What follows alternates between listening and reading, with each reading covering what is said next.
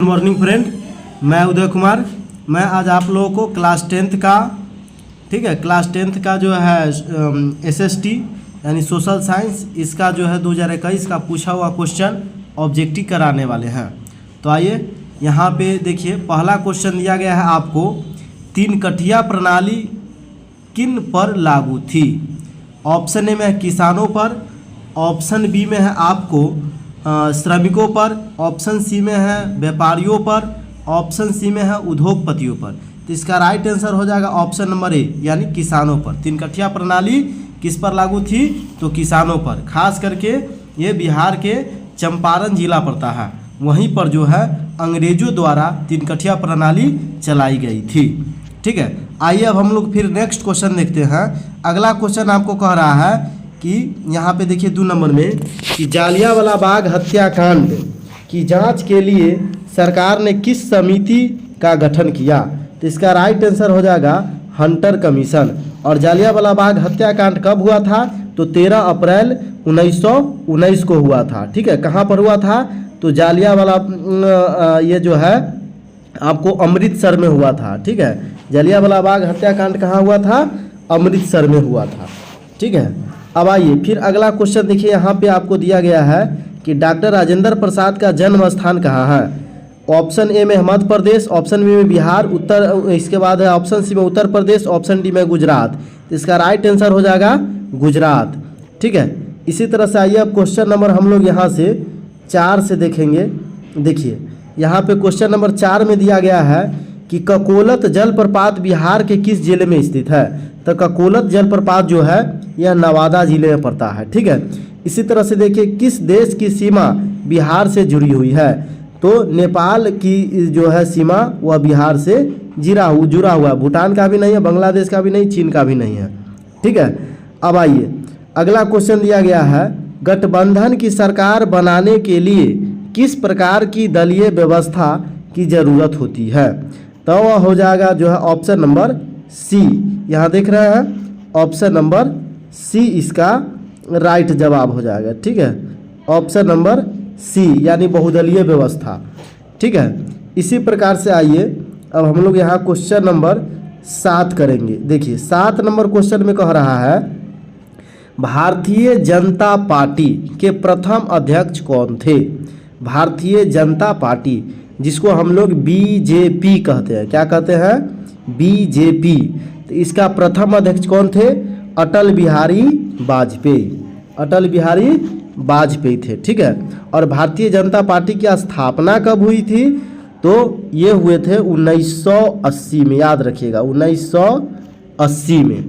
ठीक है, इनकी स्थापना हुआ था 1980 में भारतीय जनता पार्टी, जिसको बीजेपी हम लोग कहते हैं। इसी तरह से आइए क्वेश्चन नंबर 8 में कह रहा है, देखिए यहाँ से कि भारत में राष्ट्रीय आपातकाल की घोषणा कब हुई। तो भारत में राष्ट्रीय आपातकाल की घोषणा हुआ था 1975 में। ऑप्शन नंबर बी राइट उत्तर। ठीक है, और वीडियो अच्छा लगता है तो शेयर कीजिए अपने ग्रुपों में। जितने भी क्लास 10th के जो 2025 में परीक्षा देने वाले हैं उसके लिए क्वेश्चन आपको जो है बहुत ही अच्छा साबित होगा। यही क्वेश्चन सब परीक्षा में पूछता भी है। ठीक है, तो जितना हो सके उतना शेयर कीजिए, लाइक कीजिए, और चैनल अगर आप नए चैनल पे हैं तो सब्सक्राइब भी कर लीजिए, ताकि इस प्रकार की वीडियो आपको बार बार जाता रहेगा। ठीक है, और गारंटी देते हैं कि जो हम पढ़ाते हैं इससे आगे आपको परीक्षा में नहीं पूछेगा। अब आइए फिर क्वेश्चन नंबर 9 में देखिए आप लोग कि कह रहा है, संपूर्ण क्रांति का नेतृत्व किसने किया। ठीक है, तो संपूर्ण क्रांति का नेतृत्व किसने किया, वो किए थे जयप्रकाश नारायण ने। जयप्रकाश नारायण जो कि एक बिहार के ही रहने वाले थे, और बिहार से ही शुरू किए थे संपूर्ण क्रांति का नारा। ठीक है, और पूरे भारत में चलाए थे। ठीक है, जयप्रकाश नारायण जी। तो या इसका राइट आंसर हो जाएगा ऑप्शन नंबर डी यानी जयप्रकाश नारायण। संपूर्ण क्रांति का नेता कौन रहे, जयप्रकाश नारायण जी। ठीक है, अब आइए फिर इसी तरह से अब हम लोग क्वेश्चन नंबर फिर अगला करेंगे। देखिए यहाँ से, यहाँ कह रहा है बांग्लादेश कब स्वतंत्र हुआ। तो बांग्लादेश स्वतंत्र हुआ था आपको 1971 में। लेकिन एक बात और यहाँ पे आपको बताना चाहेंगे, कभी कभार आपसे पूछ देता है कि बांग्लादेश कब आज़ाद हुआ। ठीक है, तो आज़ाद भी अगर पूछेगा तो हम लोग यही आंसर मारेंगे 1971 में, यानी बांग्लादेश जो आज़ाद हुआ था 1971 में, ठीक है। और स्वतंत्र कब हुआ, तो 1971 में ही, ठीक है। अब आ गया ये क्वेश्चन नंबर फिर अगला देखिए कि भारत में किस राज्य में सर्वप्रथम पंचायती राज की शुरुआत हुई। तो भारत में सबसे पहले पंचायती राज की शुरुआत जो हुआ था वह हुआ था आपको राजस्थान से, ठीक है। पंचायती राज व्यवस्था की जो है सबसे पहले राजस्थान से शुरू की गई थी। इसके बाद देखिए निम्नलिखित में कौन केंद्र शासित प्रदेश है। तो यहाँ पे चंडीगढ़ जो है केंद्र शासित प्रदेश है, ठीक है। ऑप्शन नंबर सी राइट उत्तर हो जाएगा। अब आइए फिर हम लोग क्वेश्चन नंबर नेक्स्ट करेंगे, ठीक है। देखिए यहाँ पे है आपको संघ सरकार का उदाहरण है। ऑप्शन ए में है अमेरिका, ऑप्शन बी में है भारत, ऑप्शन सी में कनाडा, ऑप्शन डी में है इनमें से सभी। तो देखिए संघ सरकार का उदाहरण जो है वह मिलता है हमारे भारत से, ठीक है, हमारे भारत से, यानी भारत इसका राइट उत्तर हो जाएगा। भारत का केंद्रीय बैंक कौन है। तो भारत का केंद्रीय बैंक जो है वह है मेरा Reserve Bank of India. Option number C right उत्तर। भारत का केंद्रीय बैंक किसको कहा जाता है, रिजर्व बैंक ऑफ इंडिया। यानी कहने का मतलब है कि 1 रुपया के सिक्का को छोड़ करके बाकी बात जितना भी रुपया होता है वह रिजर्व बैंक ऑफ इंडिया के द्वारा ही जो है निकाला जाता है। इसी प्रकार से आइए क्वेश्चन नंबर अब हम लोग फिर नेक्स्ट करने वाले हैं। देखिए यहाँ से 15 नंबर क्वेश्चन से देखेंगे कृषि उत्पादों के मानकीकरण के लिए मानक का प्रयोग किया जाता है। तो वो किया जाता है किसका, एग मार्क का, Agmark. Option number A right उत्तर। कृषि उत्पादकों के मानकीकरण के लिए किस मानक का प्रयोग किया जाता है, तो एग मार्क का, ठीक है। यह तो इसी तरह से कभी कभार पूछता है कि सोना चांदी पर जो है तो उस पर कौन सा रहता है, हॉल मार्क लगा हुआ रहता है, ठीक है। और कृषि उत्पादों पर जो है कौन सा मार्का लगा हुआ रहता है, एग मार्क लगा हुआ रहता है। वह जो है शुद्धता को दर्शाता है। किस चीज़ को दर्शाता है, एग मार्क शुद्धता को दर्शाता है। इसी प्रकार से आइए क्वेश्चन नंबर 16 में कह रहा है निम्न में से कौन प्राथमिक क्षेत्र से संबंधित है। तो देखिए प्राथमिक क्षेत्र से जो है कृषि क्षेत्र आ जाएगा। ऑप्शन नंबर ए इसका राइट उत्तर हो जाएगा। और जहाँ तक यहाँ पे देख रहे हैं ऑप्शन ए में दिया सेवा क्षेत्र, तो सेवा क्षेत्र आता है तृतीय क्षेत्र में, ठीक है। इतना आप समझ आइए कि प्राथमिक क्षेत्र उसको कहते हैं जहाँ से वस्तु उत्पादित होती है, और द्वितीय क्षेत्र उसको कहते हैं जहाँ से जो है वस्तु उत्पादित हो करके और मार्केट में जाता है, ठीक है, एक जगह से दूसरे जगह जाता है। तो सेवा क्षेत्र, इसीलिए सेवा क्षेत्र को कहा गया है तृतीय क्षेत्र में। कृषि क्षेत्र आ गया आपको प्रथम क्षेत्र में। मछली उत्पादन भी प्रथम क्षेत्र में ही आता है। इसी प्रकार से आइए क्वेश्चन नंबर फिर अब हम लोग 17 नंबर देखेंगे। यहाँ पर देखिए 17 नंबर में आपको कह रहा है कि भूकंप के केंद्र के जो है ऊर्ध्वाधर पृथ्वी पर स्थित केंद्र को कहते हैं। तो भूकंप के केंद्र ऊर्ध्वाधर पृथ्वी के स्थित के केंद्र को हम लोग कहते हैं अधिकेंद्र। ऑप्शन नंबर बी इसका राइट उत्तर हो जाएगा। इसी तरह से देखिए यहाँ पे 18 में दिया गया है कि सुनामी संबंधित है। तो सुनामी संबंधित है आपको समुंदर से। सुनामी किस में आता है, तो सुनामी आता है आपको समुद्र में, ठीक है। स्थल पे भी नहीं आता है, आकाश में भी नहीं, बल्कि समुंदर में आता है सुनामी। इसी प्रकार से आइए क्वेश्चन नंबर अब हम लोग फिर 19 करने वाले हैं और इन क्वेश्चन को अच्छा से देखिए। कह रहा है आपको कि मलबे के नीचे दबे लोगों का पता लगाने के लिए किस यंत्र का उपयोग होता है। तो मलबे के नीचे दबे हुए लोगों को पता लगाने के लिए हम लोग इंफ्रारेड कैमरा, कौन कैमरा, इंफ्रारेड कैमरा का उपयोग करते हैं।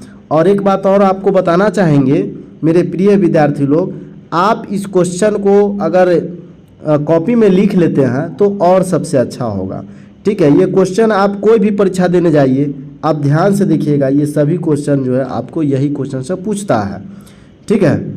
अब आइए फिर क्वेश्चन नंबर फिर 20 में देखिए यहाँ से निम्नलिखित में कौन प्राकृतिक आपदा है।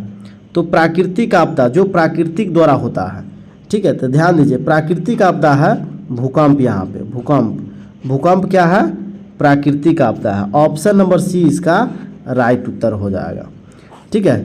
इसी तरह से देखिए, क्योंकि भूकंप को जो है मानव द्वारा नहीं लाया जा सकता। हाँ, आग चाहेगा तो मानव लगा सकता है, बम विस्फोटक कर सकता है, रासायनिक दुर्घटना हो सकता है, लेकिन भूकंप जो है मानव इसको नहीं लाया। वह जब भी होता है तो प्रकृति के माध्यम से ही आता है।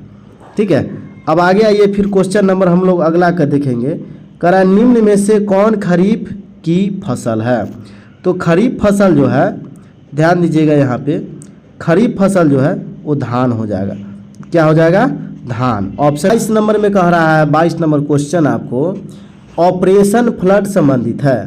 तो ऑपरेशन फ्लड संबंधित है आपको डेयरी से। ऑप्शन नंबर बी इसका राइट उत्तर हो जाएगा।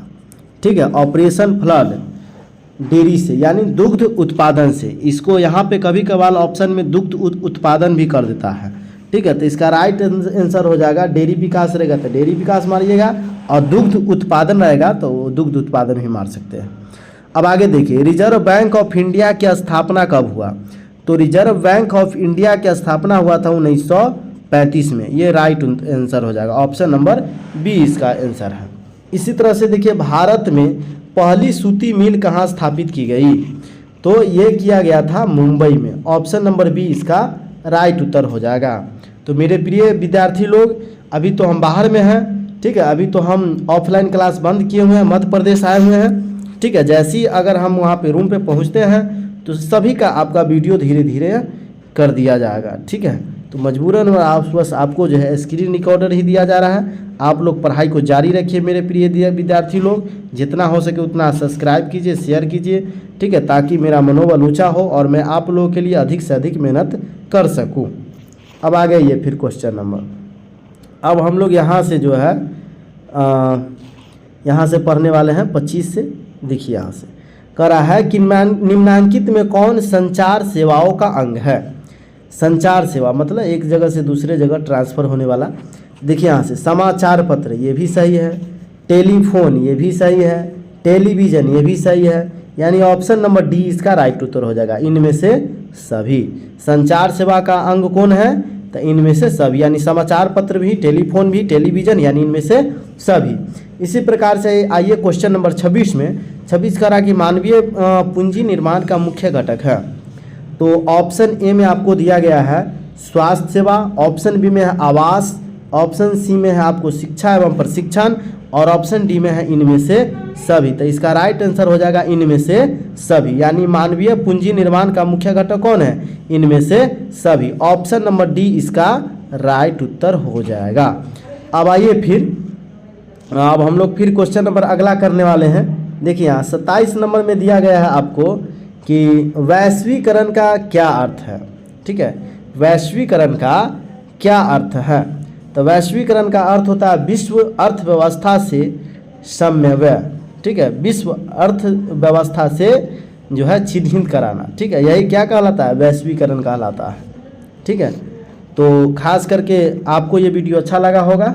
ठीक है, तो सब्सक्राइब जरूर कर लीजिए, नए चैनल पे हैं तो, क्योंकि क्लास 10th का जो है बिहार बोर्ड मैं आपको जितना इम्पोर्टेंटेड क्वेश्चन होने वाला है, जो परीक्षा में बार बार पूछता है, वह क्वेश्चन मैं आपको कराने वाले हैं। ठीक है।